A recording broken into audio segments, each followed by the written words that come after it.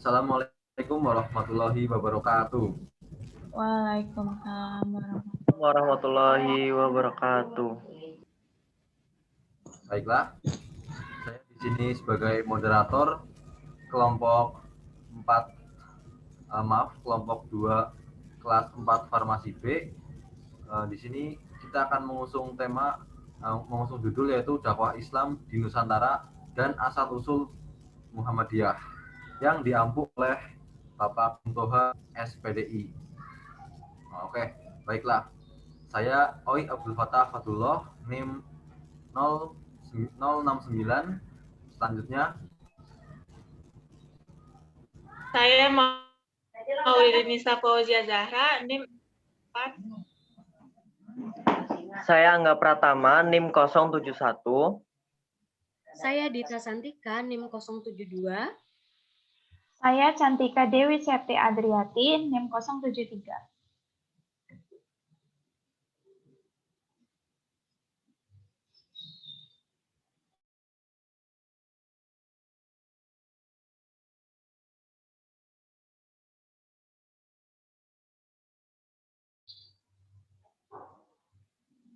Yang pertama yaitu dakwah Islam di Nusantara. Teori masuknya Islam ada 3. Yang pertama, teori Gujarat. Yang kedua, teori Makkah. Dan yang ketiga, teori Persia. Untuk teori Gujarat, teori ini berpendapat bahwa agama Islam masuk ke Indonesia pada abad 13 dan pembawaannya berasal dari Gujarat, Kambai, India.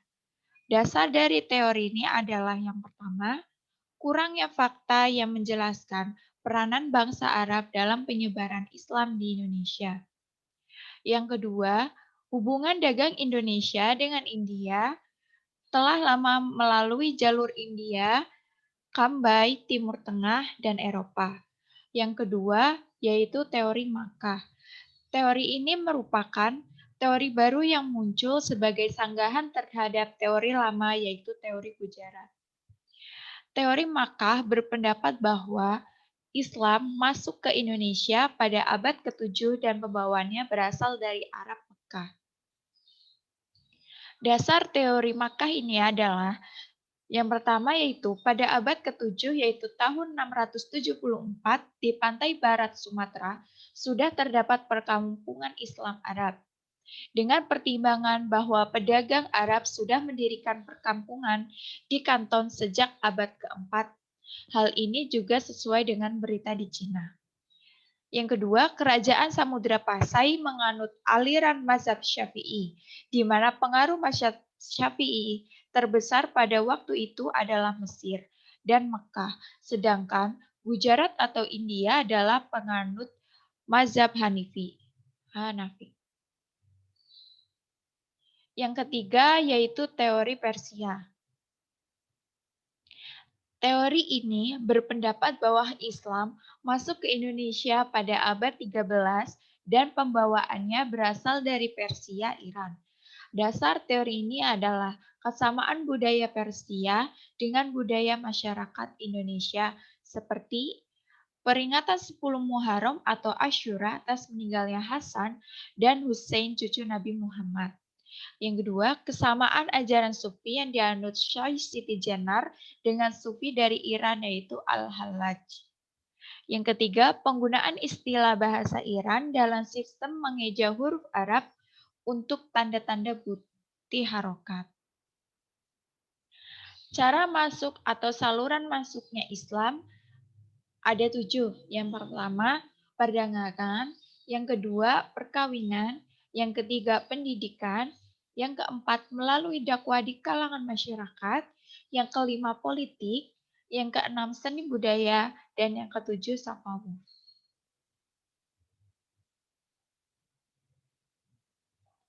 Faktor-faktor masuknya Islam. Yang pertama, ajarannya sederhana, mudah dimengerti dan diterima. Yang kedua, syaratnya mudah, hanya dengan mengucapkan kalimat syahadat.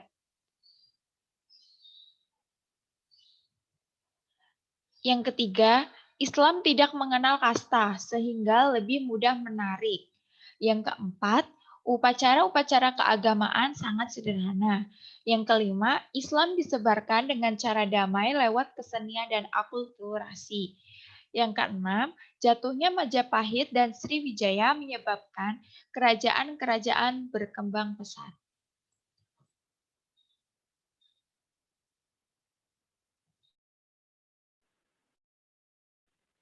Asal-usul Muhammadiyah.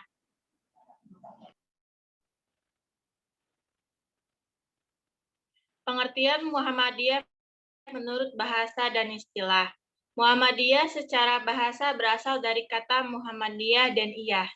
Muhammadiyah diambil dari nama Nabi terakhir, Muhammad Shallallahu Alaihi Wasallam, sedangkan Iyah berarti pengikut. Muhammadiyah secara istilah adalah sebuah organisasi Islam gerakan dakwah amar ma'ruf nahi mungkar yang didirikan oleh Kiai Haji Ahmad Dahlan pada 18 November 1912 atau 8 Zulhijjah 1030 Hijriah di Yogyakarta, tepatnya di Kampung Kauman. Apa ini tuliskan 5 angka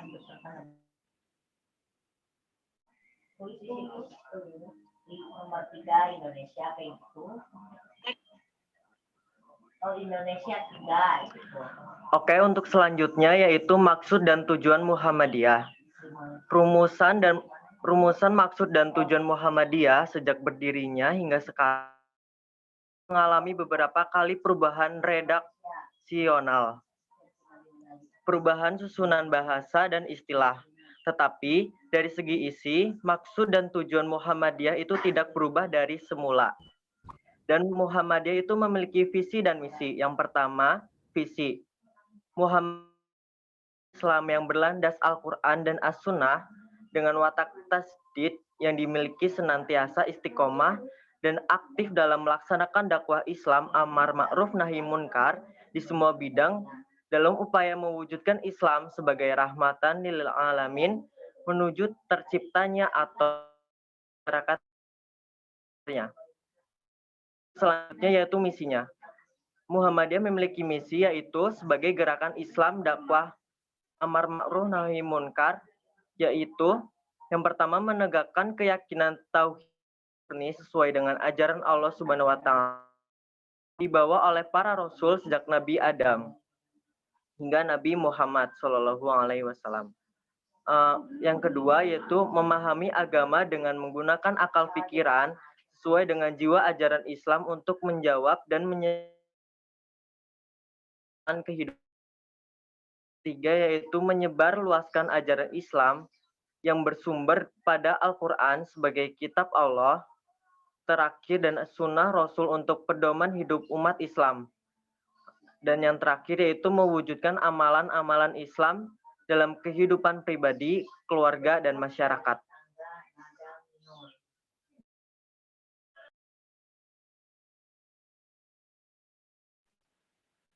Muhammadiyah pada masa penjajahan. Yang pertama, ada pada tahun 1898, beliau meluruskan ke arah kiblat secara benar dengan sorong ke arah barat laut 24,5 derajat. Yang kedua, bermula dari sekolah yang dirintis di teras rumah Kiai Haji Ahmad Dahlan dan akhirnya beliau membangun gedung School Mede Quran hingga akhirnya pendidikan Muhammadiyah terus berkembang. Yang ketiga, Kiai Haji Ahmad Dahlan dibantu merintis Rumah Sakit PKU Muhammadiyah Yogyakarta pada 15 Februari 1923. Pada tahun 1900 kan Musola khusus wanita dan pada 23 Februari 1923 Kiai Haji Ahmad Dahlan wafat. Next.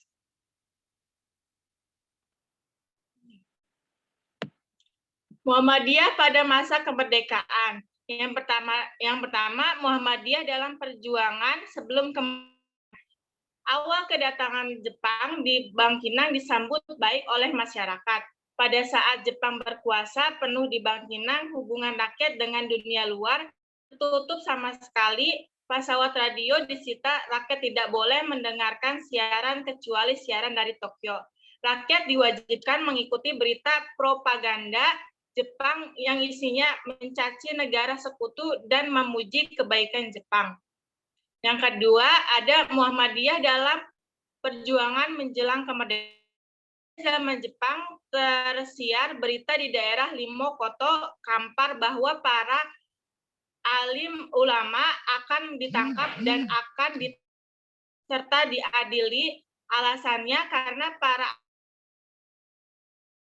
alim ulama selalu menghasut untuk menentang penjajahan Jepang. Dengan kondisi seperti di atas, para ulama dan pemuda bergerak secara diam-diam, termasuk tokoh yang berpengaruhi di Kampar seperti Mahmud Marzuki dan Haji H.M. Yahya serta beberapa tokoh lainnya bergerak secara diam-diam kesatuan, yaitu gerakan rahasia yang diusung Mahmud Marzuki. Gerakan ini menyebarkan bibit nasionalisme dan anti penjajahan.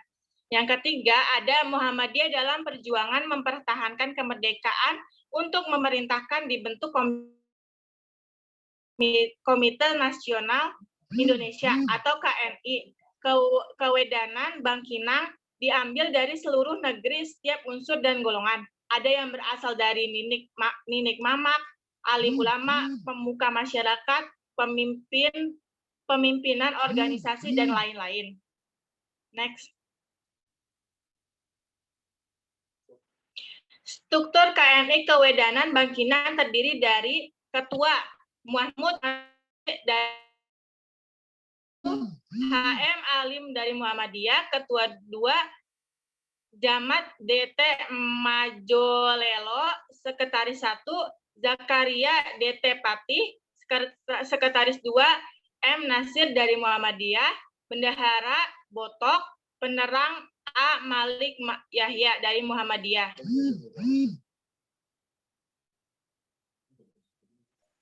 Nah, selanjutnya, setelah Muhammadiyah melewati masa kemerdekaan, Muhammadiyah mulai memasuki masa Orde Lama. Nah, perlu teman-teman ketahui, era kepemimpinan Orde Lama pada tahun 1959 sampai 1966 di bawah genggaman Bung Karno ternyata juga mempengaruhi perkembangan dan kondisi Muhammadiyah. Nah, saat itu Muhammadiyah di bawah pimpinan 2 ketua. Awal Orde Lama, Muhammadiyah di bawah pimpinan Muhammad Yunus Anis. Nah, sedangkan pada akhir Orde Lama itu di bawah pimpinan Kiai Haji Badawi. Nah, di masa periode kepemimpinan Muhammad Yunus Anis, Muhammadiyah itu dihebohkan dengan pengangkatan Muhammad Yunus Anis sebagai anggota DPR GR. Nah, sedangkan di masa kepemimpinan Haji Badawi, Muhammadiyah dirisaukan dengan kedekatan Haji Badawi dengan Bung Karno. Maka dari itu, untuk mempertahankan hidupnya Muhammadiyah yang menjadi pelopor gerakan Islam, perlu lampu hijau dari pemerintah. Maka, dalam menjalankan tugas pendekatan kepada Bung Karno, Kiai Haji Badawi sangat sukses. Karena sebetulnya Soekarno sendiri tidak menghendaki Muhammadiyah dibubarkan, melainkan cukup dipersempit agar menjadi imbang, kekuatan yang tidak membahayakan. Tetapi karena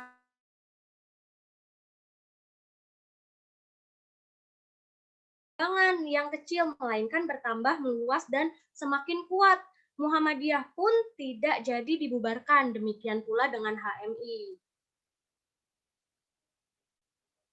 Nah, setelah itu Muhammadiyah masuk ke masa Orde Baru. Kelahiran Orde Baru pada tahun 1965 ini disambut meriah dan penuh harapan oleh sebagian besar gerakan Islam.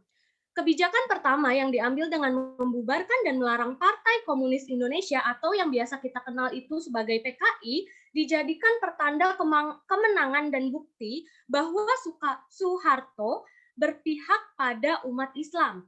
Tetapi kemeriahan dan harapan itu dalam perjalanannya berujung pada kekecewaan setelah rezim Soeharto itu membuat kebijakan yang memasung tumbuh perkembangan gerakan Islam politik. Dimulai dari penolakan rehabilitasi Partai Masyumi dan puncaknya penerapan asas tunggal Pancasila. Next.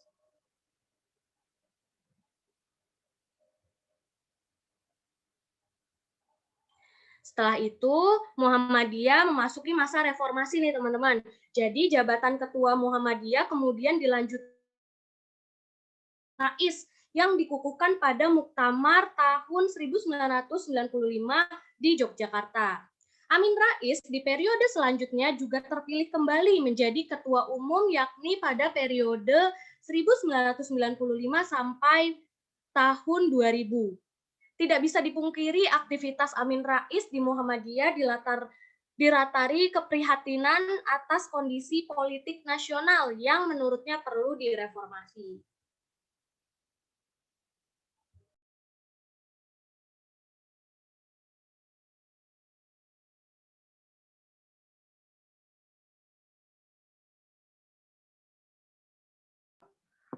Oke, untuk selanjutnya yaitu letak upaya Muhammadiyah dalam pemurnian Islam. Ada 5. Dalam memurnikan ajaran Islam, Muhammadiyah berupaya menghilangkan praktik-praktik syirik dan tahayul, bid'ah, dan khurafat yang terjadi di masyarakat dengan cara dakwah amar ma'ruf nahi munkar. Yang pertama yaitu bid'ah. Bid'ah adalah suatu hal yang baru tanpa ada tokoh yang mendahuluinya. Menurut pengertian, bid'ah adalah sesuatu cara yang diadakan orang dalam agama yang menyerupai perintah agama, mengingatkan ibadah tambahan itu tidak diperintahkan oleh Allah dan Rasulullah, maka dinamakan bid'ah. Muhammadiyah menegaskan bahwa bid'ah adalah semua perbuatan mengada-ngadakan dalam agama yang dipandang sebagai ibadah kepada Allah. Yang kedua yaitu khurafat. Khurafat adalah hal yang tidak masuk akal atau sulit dipercaya kebenarannya. Mempercayai adanya kekuatan lain selain Allah, mempercayai ajaran dinamisme, ajaran peninggalan nenek moyang. Ada beberapa contoh perbuatan khurafat yaitu upacara menanam kerbau, memberi sedekah ke laut, memberi sesaji di tempat keramat, pemujaan terhadap benda-benda keramat. Oke, untuk selanjutnya yaitu tahayul. Tahayul adalah kepercayaan yang dilandasi oleh alam khayal atas sesuatu yang dianggap ada tanpa disadari fakta keberadaannya. Percaya pada tahayul berarti kepercayaan animisme, yang berarti kepercayaan pada suatu yang ada dan memberikan kekuatan tertentu. Contohnya yaitu adanya kekuatan tertentu pada keris, adanya penguat laut selatan, dan ada makhluk gaib yang menunggu pada pohon besar dan lain-lain. Untuk selanjutnya yaitu syirik. Syirik berarti menyekutukan Allah Subhanahu wa taala dengan sesuatu lainnya, baik dalam keyakinan, perbuatan, dan ucapan. Syirik juga diartikan yaitu meyakini, menyembah, meminta pertolongan selain Allah Subhanahu wa taala. Ada beberapa contoh yang termasuk syirik yaitu meminta pertolongan kepada kekuatan gaib, meminta pertolongan roh-roh leluhur yang telah meninggal, dan meminta pertolongan pada binatang-binatang tertentu. Untuk yang terakhir yaitu musyrik. Musyrik yaitu sebutan bagi orang-orang yang menyekutukan Allah dengan sesuatu selain Allah baik dalam ucapan, keyakinan, ataupun perbuatan. Merajalelanya perbuatan bid'ah, khurafat, dan tahayul ini akibat pengaruh tradisi-tradisi yang bukan Islam. Oke, lanjut.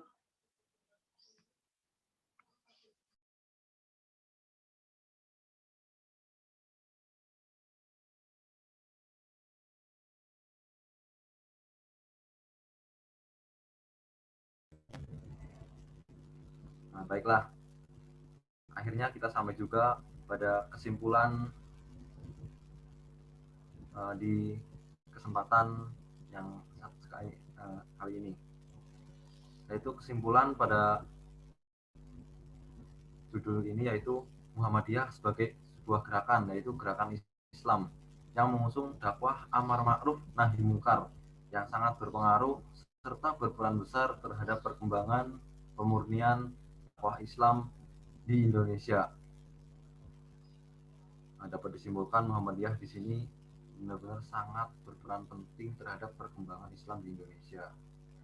Baik, selanjutnya yaitu saran.